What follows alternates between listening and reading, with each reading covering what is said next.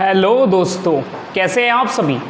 उम्मीद है काफ़ी अच्छे होंगे और मेरी वीडियो को काफ़ी पसंद कर रहे होंगे। जैसे कि आप लोग जानते हैं, हम लोग परसेंटेज को बिल्कुल बेसिक से लेकर चल रहे हैं और जिसमें हम 2 टाइप अपनी कंप्लीट भी कर चुके हैं और मुझे उम्मीद है कि आप लोग अपने बुक से भी प्रैक्टिस कर रहे होंगे। इतना मैं आपसे वादा करता हूं कि जब मेरी परसेंटेज का सारी टाइप खत्म हो जाएंगी ना, कुल मिलाकर 9 टाइप के क्वेश्चन मैं आपको बताने वाला हूं।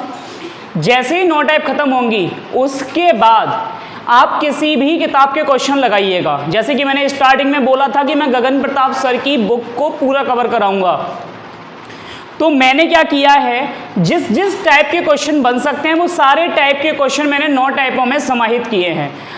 गारंटी दे रहा हूं कि आप गगन सर की बुक की परसेंटेज के क्वेश्चन लगा के देख लीजिएगा, एक एक क्वेश्चन लग जाएगा, एक एक क्वेश्चन।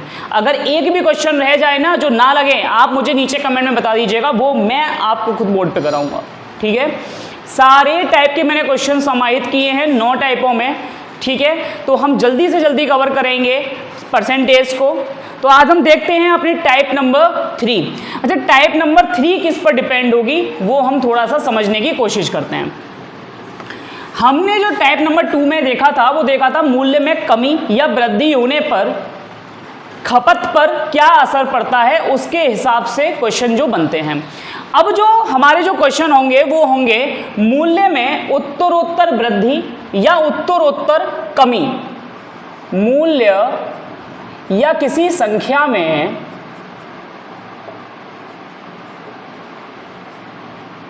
उत्तरोत्तर, उत्तरोत्तर का मतलब होता है एक के बाद एक। मूल संख्या में उत्तरोत्तर वृद्धि होना, मतलब एक के बाद फिर वृद्धि होना, या उत्तरोत्तर कमी होना, या वृद्धि और फिर कमी दोनों का मिक्सचर होना। वृद्धि भी होना और कमी भी होना। इस टाइप में हम इन सवालों को समझने वाले हैं।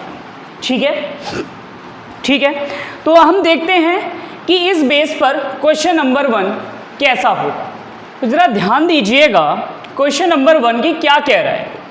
ये क्वेश्चन नंबर 1 है, ये आपको मैं इसी टाइप में पहले टाइप का क्वेश्चन समझाने की कोशिश कर रहा हूं जिसमें आपको उत्तरोत्तर वृद्धि दिखेगी। क्वेश्चन कह रहा है कि a number is increased by 30% then further increased by 20%। तो पूछ रहा है what is the net increase percent in the number. मतलब वो क्या कह रहा है, पहले एक नंबर को 30% से बढ़ाया गया और फिर उसे 20% से बढ़ाया। तो वो पूछ रहा है बताओ कि फाइनली उस नंबर में कुल मिलाकर कितने परसेंट की इंक्रीजमेंट हुई। ठीक है, काफ़ी तरीके हैं इस क्वेश्चन को सॉल्व करने के। पहले मैं नॉर्मल तरीके से बताने की स्टार्टिंग करता हूँ। देखिए, मान लीजिए कि पहले वो नंबर था 100। ठीक है, उसमें वृद्धि हुई 30% की, तो आप 30% की वृद्धि करिए। तो 100 का 30% कितना होता है, 30। तो 30 को जब बढ़ाएंगे तो कितना हो जाएगा, ये 130। अब वो बोल रहा है कि further increase by 20%। Further increase by 20% का मतलब होता है आगे इसे और 20% से बढ़ाया जाना है। तो अब इस 100 को नहीं बढ़ाना है, जो ये 130 बन के तैयार हुआ है ना, इसे 20% से बढ़ाना है। तो यहाँ से आप 20% बढ़ाएंगे तो 130 का 20% कितना होता है, 26 होता है। तो जब 26 बढ़ाएंगे आप तो कितना हो जाएगा, ये 156। अब वो पूछ रहा है फाइनली बताओ क्या हुआ। तो फाइनली जो हमारा इनिशियल नंबर था वो कितना था, 100, और फाइनल नंबर कितना बना, 156। तो मुझे बताओ 100 से 156 पे पहुंच गया तो इंक्रीजमेंट कितने की हुई, 56 की। कहाँ से बढ़ा ये, 100 से, और परसेंटेज 100 पे। यानी कि फाइनली जो कुल मिलाकर जो इंक्रीजमेंट हुई वो कितने की हुई, 56% की। आई होप यहाँ तक आपको बात समझ में आ रही होगी कि कुल मिलाकर जो हमारा इंक्रीमेंट हो रहा है वो 56% का हो रहा है। यहाँ तक बात समझ में आ रही है। चलिए, पहला तरीका था इस क्वेश्चन को सॉल्व करने का ये। अब मैं आपको दूसरा तरीका बताता हूँ कि इस क्वेश्चन को सॉल्व करने का दूसरा तरीका क्या है। मैं इसे रफ कर रहा हूँ।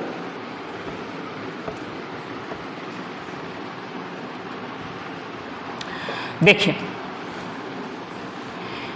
उसने बोला कि 30% की हमें क्या करना है, वृद्धि करनी है। आप 30% की फ्रैक्शन वैल्यू निकालिए, 3/10। फिर उसने बोला कि आपको 20% की वृद्धि करनी है, तो आप 20% की फ्रैक्शन वैल्यू निकालिए 1/5। ठीक है भाई। 10 से 3 बढ़ाना है तो 10 से क्या हो जाएगा 13, 5 से 1 बढ़ाना है कितना हो जाएगा 6,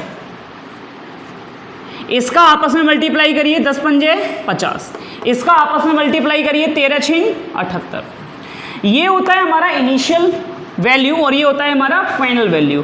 तो यानी कि इनिशियल वो 50 रुपये था, अब कितना हो गया 78, तो 50 से 78 हो गया भाई, कितना बढ़ गया 28 बढ़ गया। तो 28 बढ़ा कहाँ से बढ़ा 50 से, परसेंटेज 100 से, 50 दूनी 100, 28 दूनी 56, आप ऐसे भी फाइंड आउट कर सकते हैं। यानी कि 56% की क्या हुई इंक्रीजमेंट हुई। ठीक है, यहाँ तक बात समझ में आ रही है।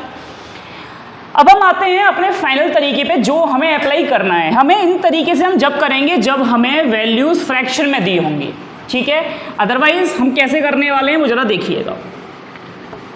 इन क्वेश्चनों को अगर आपको ओरली करना है तो आप एक कॉन्सेप्ट को ध्यान रखिए कि r plus R minus R into R plus R into R upon 100। आपको क्या कॉन्सेप्ट दिमाग में रखना है, ये वाला r plus R into R upon 100। इससे आप ओरली क्वेश्चन को सॉल्व कर पाएंगे। r का मतलब है जो आपको रेट दे रखी है। पहले कितने से बढ़ा 30% से, तो पहले पे 30 लिखिए। फिर कितने से बढ़ा 20% थे तो आप यहाँ 20 लिखिए, प्लस 30 गुणा 20 अपॉन 100। 0 से 0 कट गया, 0 से ये 0 कट गया, 30 और 20 50, 3 दूनी 6, 50 और 6 56%।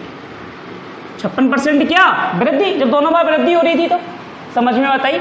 आप इसे नोट करिए और फिर इसके बाद देखिए कि क्वेश्चन नंबर 2। तो देखिए क्वेश्चन नंबर 2 क्या कह रहा है। क्वेश्चन नंबर 2 का कहना ये है कि a number is decreased by 25% then further decreased by 16%. What is the net decreased percent in the number? तो जैसे कि अभी तक हमने जो क्वेश्चन देखा था उसमें हमने देखा था कि जो क्वेश्चन कह रहा था कि दोनों बार वृद्धि हुई है, बट इस वाले क्वेश्चन में क्या है, वो क्या कह रहा है कि दोनों बार कमी हुई है। तो आपको करना क्या है जरा ध्यान से सुनिएगा।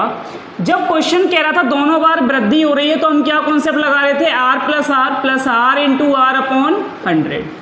अगर वो दोनों बार कमी कर रहा है, क्या बोला मैंने, दोनों बार कमी कर रहा है, तो आपको कुछ नहीं करना, बस यहाँ से प्लस का साइन हटाना है और यहाँ माइनस का साइन लगा देना है। इस जगह माइनस का साइन आएगा, इस जगह माइनस का साइन नहीं आएगा, यहाँ पे माइनस का साइन लगाना है। ठीक है, लगाते हैं। तो 25 प्लस 16 माइनस 25 इंटू 16 अपॉन 100। 25 से ये 4 बार कट गया, 4 से ये 4 बार कट गया, 25 और 16 41, 41 माइनस 4 37%। तो कुल मिलाकर कितनी कमी हो गई, 37% डिक्रीज्ड।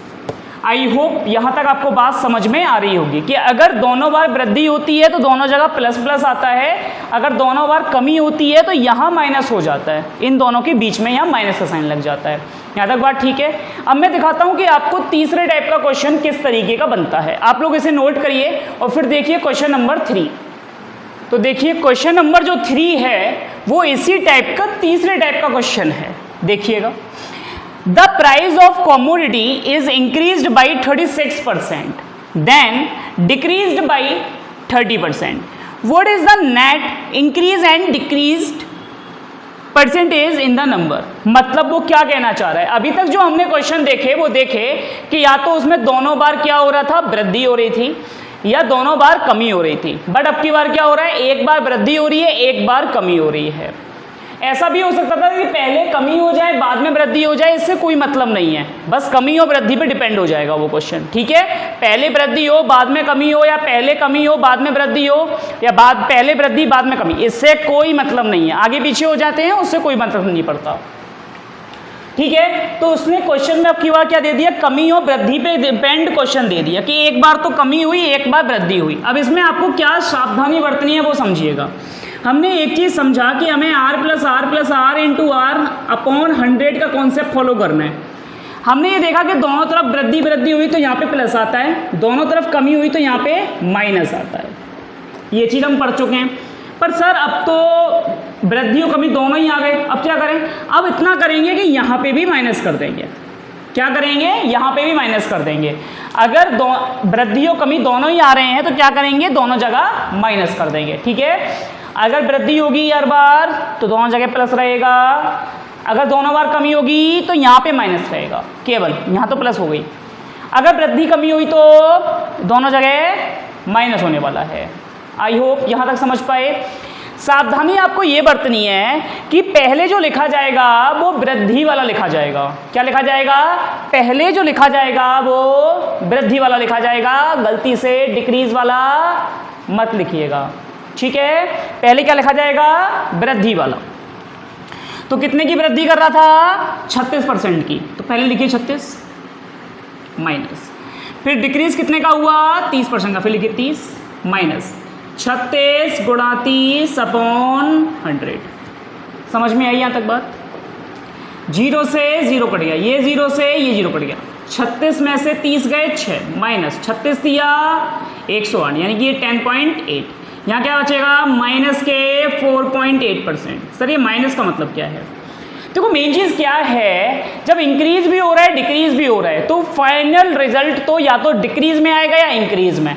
अगर ये माइनस में आ रहा है तो इसका मतलब डिक्रीज हो रहा है फाइनल रिजल्ट, और अगर पॉजिटिव आ रहा है तो इसका मतलब वो इंक्रीज हो रहा है। हमारा ये रिजल्ट कैसा आया, नेगेटिव। जब नेगेटिव हो रहा है तो डिक्रीज हो रहा है।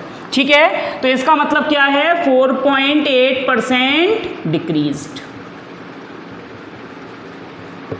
आई होप यहाँ तक बात आपको समझ में आ रही होगी। देखो मैंने आपको तीनों टाइप के क्वेश्चन समझा दिए। अभी ये बिल्कुल बेसिक समझाया है मैंने, ये कोई लेवल नहीं है, ये बेसिक है, पर इस पे फिर भी क्वेश्चन आते हैं। ठीक है ना, अभी तो हम देखेंगे कि अभी तो 2 बार कर रहा है, 3 बार 4 बार 5 बार कई बार करेगा, काफ़ी सारे क्वेश्चनों में अप्लाई करने को मौका मिलेगा आपको। अभी तो देखते जाइए। अगर ये वीडियो आपको पसंद आ रही है तो प्लीज़ इस वीडियो को लाइक करिए और चैनल को सब्सक्राइब करके इसे अपना प्यार बांटिए। आज के लिए इतना ही, फिर मिलते हैं दोस्तों, जब तक के लिए बने रहिएगा।